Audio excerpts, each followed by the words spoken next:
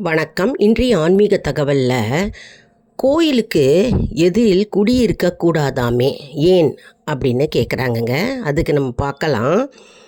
பெரிய கோயில்களில் 4 திசைகளிலும் கோபுரம் இருக்கும். ஆகம விதிப்படி வாசல்களின் எதிர்ப்புறம் சன்னதி தெரு இருக்குங்க. அதன் இருபுறம் வீடுகள் இருக்கும். சன்னதியின் எதிர்ப்புறத்தில் வீடு பார்வைப்படும் இடங்களில், அதாவது சன்னதியின் இடது வலது புறங்களில் குடியிருப்பது நன்மை தரும். இப்போ நம்ம புரிஞ்சுக்கிட்டோம் இல்லையா, கோயிலுக்கு எதிரில் குடியிருக்கக்கூடாது அப்படின்றதுக்கு ஏன் அப்படின்னு கேட்டு ஒரு சப்ஸ்கிரைபர் கேட்டாங்க. அதுக்கு தாங்க இப்போது நம்ம இந்த வீடியோ போட்டுட்ருக்கோம். அதாவது சன்னதியின் எதிர்ப்புறத்தில் வீடு பார்வைப்படும் இடங்களில், அதாவது சன்னதியின் இடது வலது புறங்களில் குடியிருப்பது நல்லது.